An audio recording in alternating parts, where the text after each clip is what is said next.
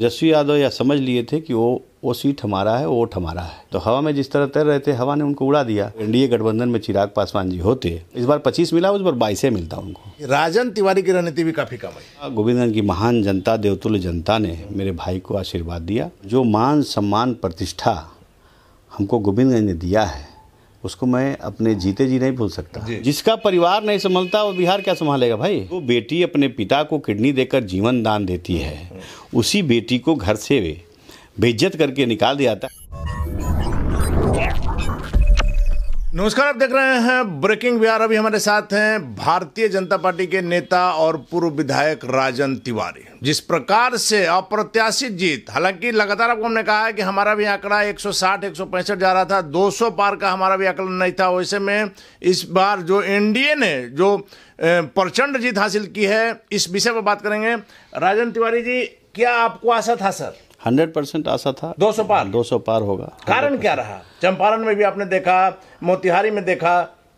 माननीय मुख्यमंत्री जी ने जो महिलाओं के लिए काम किया है डबल इंजन की सरकार में, तो लोगों ने आस्था जताया है मोदी जी पे और नीतीश कुमार जी पे, और महिलाओं ने बढ़ चढ़ के मतदान किया है पुरुषों से ज़्यादा। तो महिलाओं पे जो विश्वास मुख्यमंत्री जी ने किया, उस पर वो खरे उतरे। महिलाओं ने एक तरफा वोट उनको दिया। SIR का असर नहीं रहा सर? कोई असर नहीं, कहीं असर नहीं। हाँ, तो कुछ न तो मान लीजिए सब महिलाएं थोड़ी ना दे देंगी। मुस्लिम महिलाओं ने महागठबंधन को वोट दिया, कुछ मुस्लिम महिलाओं ने हम लोगों को वोट दिया, कुछ हम लोग दिया।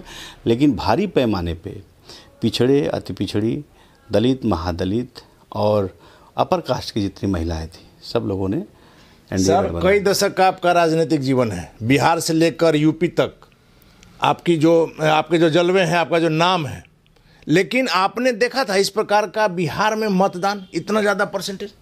नहीं, मतदान ऐसा ही हुआ था 2010 में। देखिए, होता क्या है कि 2020 के चुनाव में हमारे लोक जनशक्ति पार्टी के राष्ट्रीय अध्यक्ष चिराग पासवान जी अलग लड़े थे। तो जो लड़ करके 50 सीट उन्होंने राष्ट्रीय जनता दल को जितवाया था, तो तेजस्वी यादव यह समझ लिए थे कि वो सीट हमारा है, वो वोट हमारा है। वो कन्फ्यूज़न में जी रहे थे और हवा में तैर रहे थे। हवा में तैरना, पानी में तैरना चाहिए, हवा में नहीं, हवा में तैर रहे थे। तो हवा में जिस तरह तैर रहे थे, हवा ने उनको उड़ा दिया। वो उस पारी भी अगर वो एनडीए गठबंधन में चिराग पासवान जी होते, इस बार 25 मिला, उस बार 22 मिलता उनको। चंपारण में कहा जा रहा है कि बीजेपी की जो अपनी रणनीति थी, राजन तिवारी की रणनीति भी काफ़ी कम है।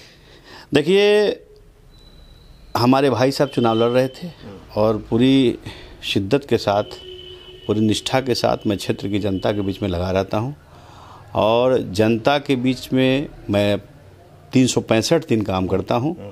और जनता, गोविंदगंज की महान जनता, देवतुल्य जनता ने मेरे भाई को आशीर्वाद दिया। हम लोग एक सेवक की हैसियत से सेवक बन करके गोविंदगंज में हमेशा रहते हैं, और गोविंदगंज की जनता का दुख दर्द हम लोग सुनते हैं और उसका हम लोग निराकरण करते हैं। तो इसलिए वहाँ की जनता ने हम लोगों पर अपूर्व हमेशा विश्वास जताती है। और इस बार आज़ादी के बाद राजू तिवारी ने 2015 में रिकॉर्ड तोड़ा था, फिर अपना रिकॉर्ड राजू तिवारी जी इस बार 2025 में उन्होंने तोड़ा। वहाँ कोई लड़ाई नहीं थी। हाँ, कुछ भीतरघात वहाँ पे हुआ। भीतरघात मतलब कह लीजिएगा कि वहाँ जो भारतीय जनता पार्टी के निवर्तमान विधायक थे, वो और हमारे भारतीय जनता पार्टी के 3 मंडल अध्यक्ष और तमाम और कार्यकर्ता भाजपा के, कुछ वोटर तो मेरे साथ थे। भारतीय जनता पार्टी, पांचों गठबंधन के जो दल है, पांचों गठबंधन के वोटर, लेकिन और मेरी बात सुन, कुछ कार्यकर्ता, पूरी कार्यकर्ता हमारे साथ थे। लेकिन कुछ नेता जो अपने आप को नेता समझते हैं, उन लोगों ने कांग्रेस का झंडा लेकर ओपन घूमा और कांग्रेस का प्रचार किया, कांग्रेस के पैसों को भी बांटा। और हम चाहेंगे कि ऐसे लोगों को चिन्हित करके पार्टी कार्रवाई करे। और लेकिन फिर भी जनता ने उन लोगों को नकार दिया। जनता नीतीश कुमार जी, मोदी जी, उपेंद्र कुशवाहा जी, जीतन राम मांझी जी और चिराग पासवान जी पे भरोसा जताया, और हमको 96,000 से ज़्यादा मत दिया। हम वहाँ से चुने। आप वही हम कहना चाह रहे थे सर, जब आप गोविंदगंज में पहली बार विधायक बने, उसके बाद जब आप नहीं रहे, उसके बाद भी गोविंदगंज से प्रेम आपका घटा नहीं, बल्कि और ज़्यादा समय आप वहाँ देते थे। जनता ने उसी का फल दिया है। देखिए, राजन तिवारी की जो पहचान है और जो मान सम्मान प्रतिष्ठा हमको गोविंदगंज ने दिया है, उसको मैं अपने जीते जी नहीं भूल सकता जी, आप कई इंटरव्यू में और हाँ, जीते जी कभी नहीं भूल सकता। और मैं गोविंदगंज का सदैव ऋणी हूँ, ऋणी था, और ज़िंदगी जब तक ज़िंदगी है तब तक ऋणी रहूँगा। गोविंदगंज के कभी उसके मान सम्मान और स्वाभिमान से समझौता नहीं कर सकता। उसके लिए मेरा तन मन धन तीनों समर्पित है।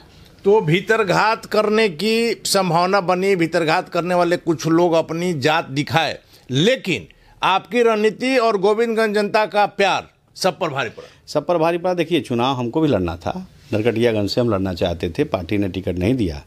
मैं एक मौर्या होटल के इनक्लेव में कहा था, वहाँ से टिकट किसी और को मिल गया था नरकटियागंज से, भारतीय जनता पार्टी से। तो इनक्लेव में एक संजय पांडे जी, हम लोग के बड़े भाई, हमारे बड़े भाई के समान हैं, वो बैठे। तो मैंने कहा 35 वर्षों से भाजपा का ये सेवा कर रहे हैं, संगठन के अच्छे व्यक्ति हैं, 2 बार जिलाध्यक्ष रहे, इनको भी पार्टी ने कहीं से नहीं लड़ाया। तो पश्चिमी चंपारण एक भी ब्राह्मण टिकट नहीं दिया, तो ब्राह्मण भी इस बारी भाजपा से नाराज रहेगा पश्चिमी चंपारण में। आनन फानन में बैठक बुलाई गई और संजय पांडे जी को नरकटियागंज से उम्मीदवार बनाया गया। हालांकि वो लौरिया के रहने वाले हैं, लौरिया से टिकट मांग रहे थे, लेकिन उनको बनाया गया उम्मीदवार। और मैं संजय पांडे जी को और नरकटियागंज की अपनी तमाम जनता को, तमाम कार्यकर्ता को बहुत बधाई देता हूँ कि उनको काफ़ी मत दे करके उनको चुनाव जिताने का काम किया। उनके विरोध में जो लड़ रहा था, वहाँ तो महागठबंधन से 2 उम्मीदवार थे, एक शाश्वत केदार लड़ रहा था कांग्रेस से और एक दीपक यादव। तो शाश्वत केदार तो दीपक यादव के साथ बैठ करके, उनको तो शाश्वत केदार को 5000 समथिंग वोट ही आया कांग्रेस को, वो दीपक यादव के समर्थन में बैठ गए थे। और दीपक यादव एक ऐसा व्यक्ति है हरियाणा का, कुख्यात डीपी यादव, जो काफ़ी अरसे तक उनका आचरण गलत रहा और माननीय भी बने, डीपी यादव का दामाद है। दीपक वो आदमी था कि पहले बसपा से चुनाव लड़ा था, तो जनता ने नकारा। फिर भारतीय जनता पार्टी में गया तो वहाँ त्रिशूल बांटा। और बिहार में नीतीश जी की सरकार है, वहाँ तो दाल गलने वाले किसी के है नहीं कि कोई घटना हो जाए, लेकिन वो त्रिशूल बांटा, तलवार बांटा, हिंदू मुसलमान भाईचारों को तोड़ना चाहा, लेकिन जनता ने उसको नकारा। फिर वो राष्ट्रीय जनता दल से लोकसभा का उम्मीदवार बना, जनता दल फिर हरा दिया उसको जो वहाँ की जनता ने।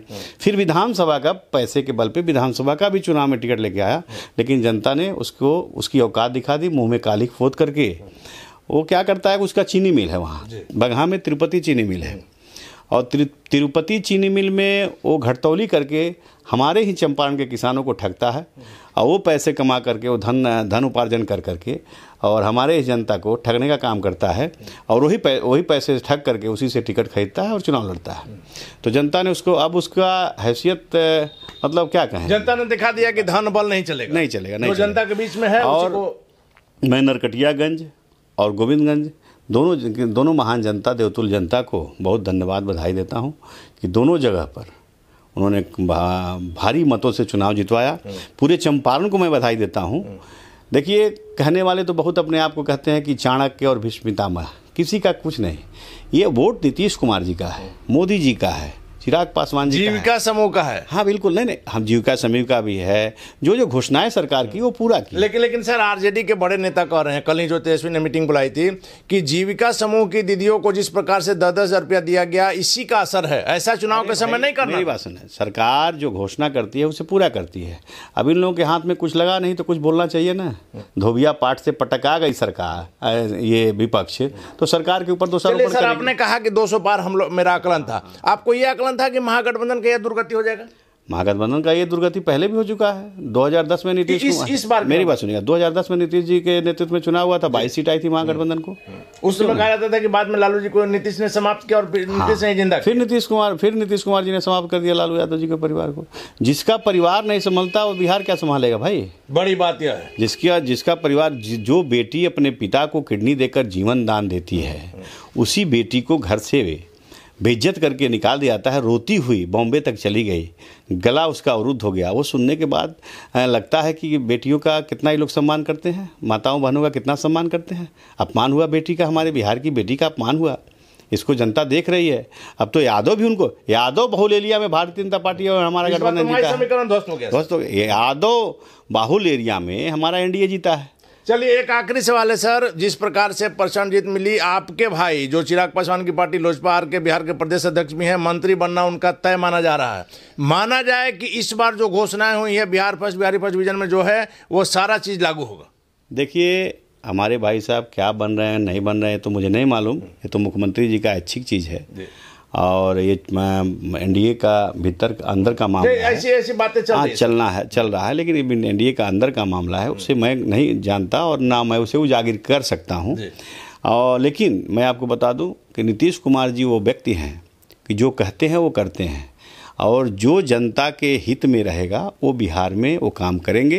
किसी के प्रेशर और दबाव में नीतीश कुमार जी रहने वाले नहीं हैं और डबल इंजन की सरकार है। मोदी जी का नेतृत्व, नीतीश कुमार जी का व्यक्तित्व और जितने घटक दल के साथी हैं, चिराग पासवान जी का विजन, उपेंद्र कुशवाहा जी का साथ और हमारे जीतन राम मांझी जी का विश्वास, ये पांचों बना रहेगा। पांचों पांडव मिल करके बिहार को जीता है और पांचों पांडव मिल करके ये धर्म और अधर्म की लड़ाई थी। धर्म जीता, अधर्म हारा। बिहार की जनता 2005 वाला बिहार नहीं देखना चाहती थी। 2005 के पहले जो जंगल राज था उसमें लौटना नहीं चाहती थी, इसलिए जनता ने महागठबंधन को नकारा। चलिए, तो सबसे बड़ी बात है, हमारे साथ पूर्व विधायक राजन तिवारी थे कि जब लालू प्रसाद यादव से, तेजस्वी यादव से अपना परिवार नहीं संभल रहा है, वैसे में बिहार संभालने की बात करना ही बेईमानी होगी। और सबसे महत्वपूर्ण बात है कि जिस प्रकार से 5 पांडव को बिहार की जनता ने जो जनादेश दिया है, निश्चित तौर पर बिहार में कुछ बड़ा काम होगा और वैसे में लगातार हमारी निगाह भी बनी रहेगी। फिलहाल आप बने रहें ब्रेकिंग न्यूज़।